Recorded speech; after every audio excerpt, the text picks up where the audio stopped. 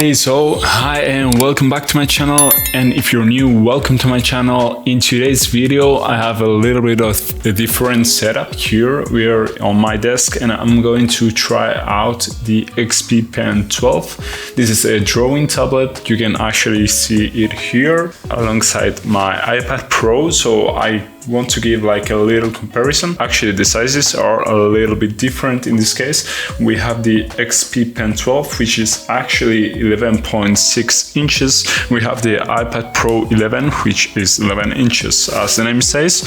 So yeah, today we are going to be giving this comparison on whether you should go for an iPad with its ecosystem and whatsoever, or whether it's better for you to get like an XP Pen 12. So let's go on with the unboxing. Okay, so this is what there is to see.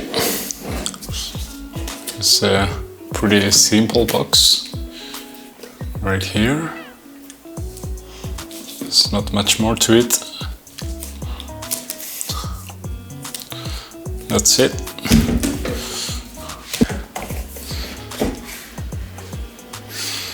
Oh, there you go. Looks nice. Working time Monday to Friday. Okay, this is a note for the service. I don't know, it's everything in Chinese. And how am I supposed to get it out? Okay, here we go. So this is it. It's pretty small, actually. I thought it'd be bigger. I don't know. I have used this, also the Huion 20-inch, that was actually huge. Yeah, that was not very smooth, but okay. And here we are. There's a notice here. Okay. There's a pilling thing. And there you go. Some nice pilling.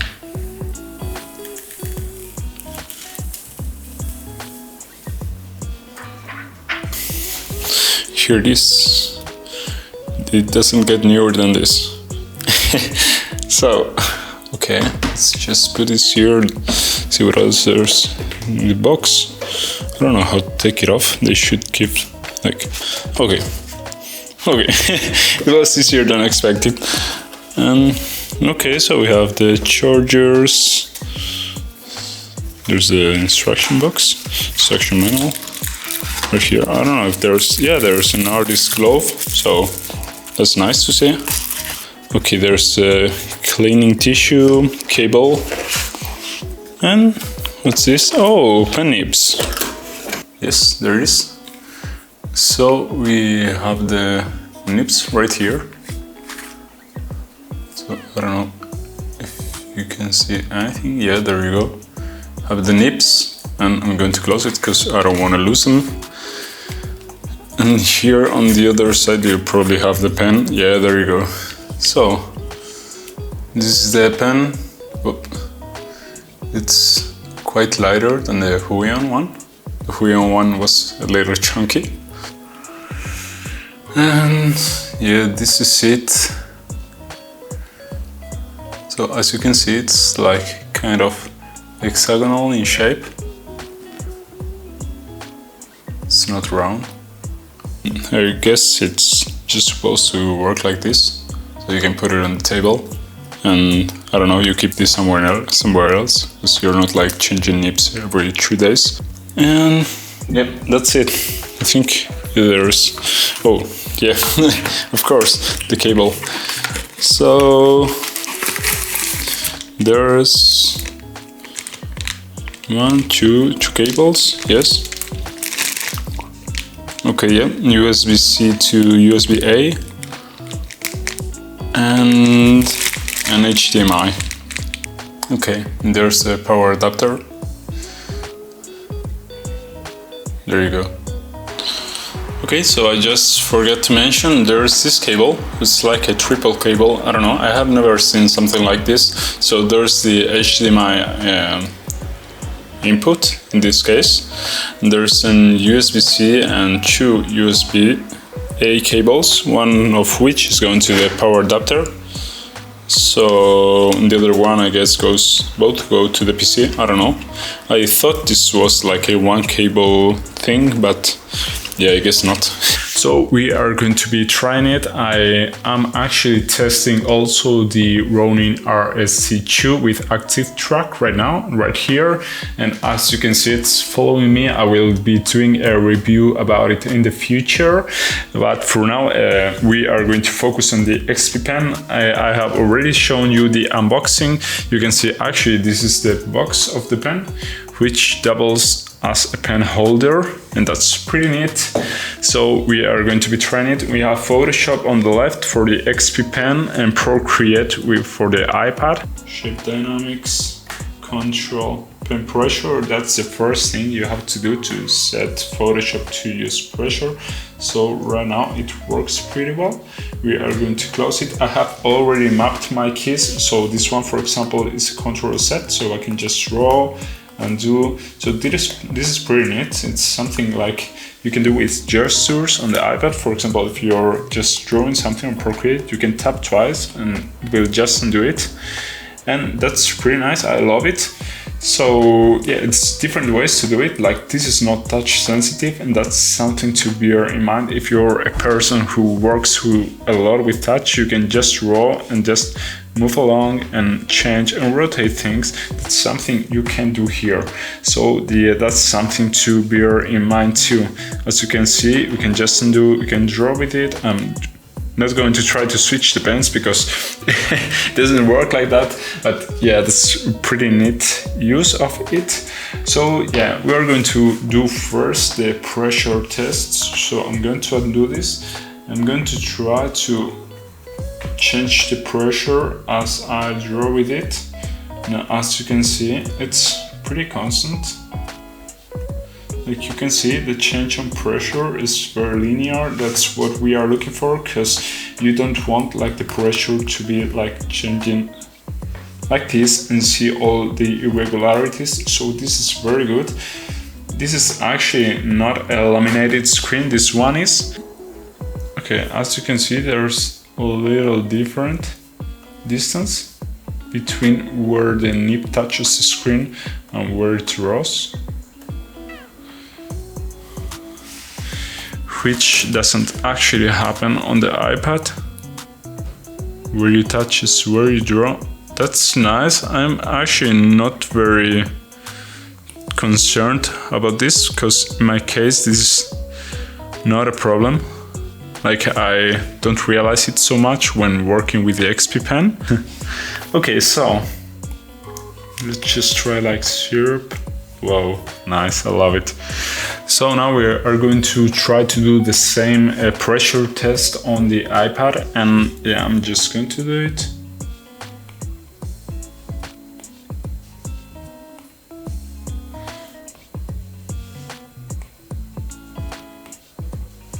That's nice, that's like really nice. And some fast ones. I'm just going to do the fast ones here on the XP Pen. Maybe I'm just going to make this size a little bit smaller, so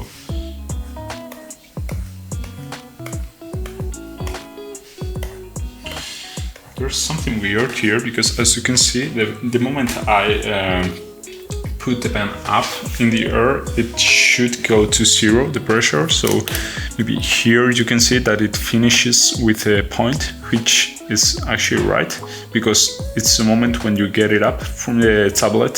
So the pressure should go to zero. Here instead on the XP Pen you can see that it gets a little rounded. I don't know why, maybe it's an error. I don't know if it's because of Photoshop, because of the pen.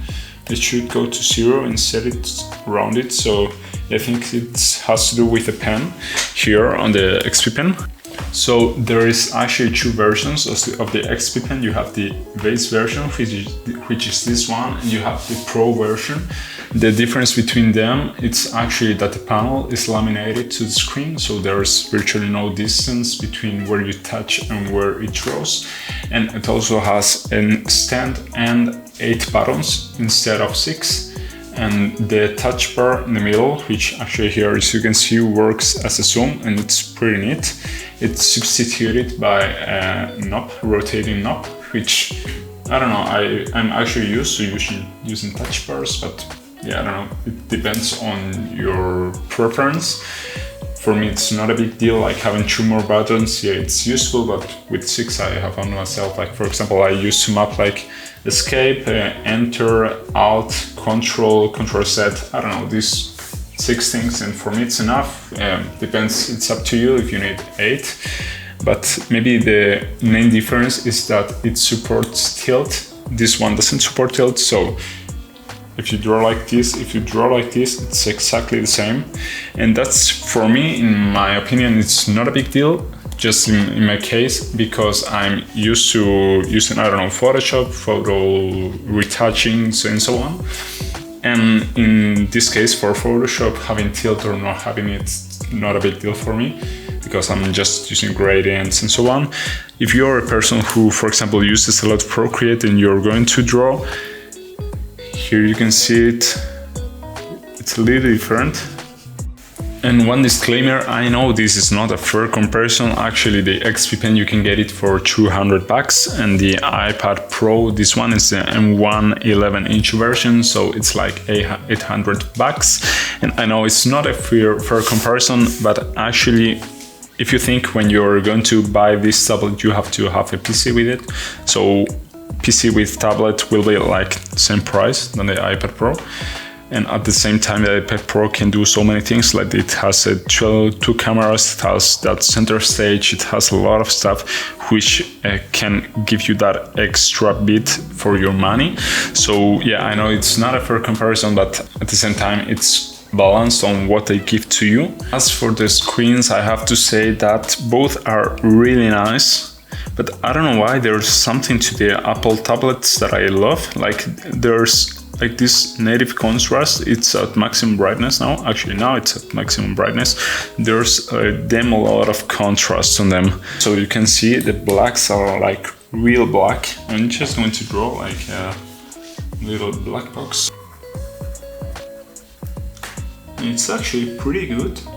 And this is what I mean, like if you look at the blacks under the car here, see man, it's crazy black, like really black.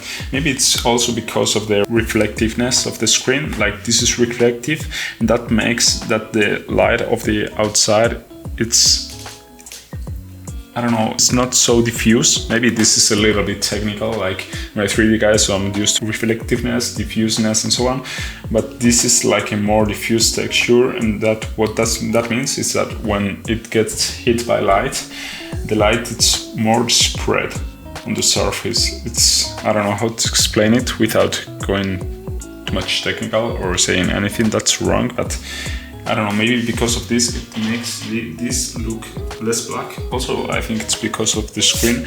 I mean, this is a economic tablet, so I'm not expecting like I'm going to judge it as what it is. I know it's not fair to compare these two. This is like 120 hertz screen, it's 600 nits, so it's in another league on its own. But in this case, I can see how a person may be tempted to go one of these 2 ways. These both are great screens for what it is, and yeah, I mean, you can't go wrong on any of these 2 cases. One thing that I have felt while using it is because of, I don't know if it's because of the pen or because of the screen, but the screen looks a little bit more rough. I think it's, I don't know which one of those 2 is, why is the reason, but it feels a little bit more rough than using the iPad. I think maybe also, of course, the glass screen on the iPad has part of the guilt for this feeling. As an overall comparison of the 2, I have to say it depends on what you're looking for, especially because you should first ask yourself the question, and is it what kind of apps are you going to use? Because for example, if you're going to use, I don't know, Blender or ZBrush, or those are programs who you can only find on PC versions. So of course you're going to need a graphics tablet. You're not going to make it with the iPad. It's a no-go in this case, unless you're going to use it with a Mac. which actually supports Sidecar with full pen support. So you would be able, for example, to use, I don't actually know if ZBrush is on a Mac. I'm just going to correct me right here. But for example, if you're using Blender, I know Blender is a Mac. I know you can do like sculpting on the Mac, and if you connect this with Sidecar, the iPad Pro, you're going to be able to just sculpt with the iPad Pro, which is crazy. And in my opinion, if you're a Mac user, it's a no-brainer. Just go with the iPad because of the integration you have between them two. If you don't have a Mac, if you already have a Windows, I would say it depends on the kind of apps you use. If you're just going to do like photo retouching and so on, I mean, what I feel is like many of the apps you use on a graphics tablet were designed to use with a PC. Like for example, in Photoshop, I have never gotten used to drawing Photoshop because of how the menus are done. I feel like some things are too small just to be used with a pen, which actually this is not a pen. And I feel like it's too small and I just feel faster with the mouse. So that's the issue I find when using graphics tablets with programs like, I don't know, Photoshop, which I feel like weren't designed to be used like this.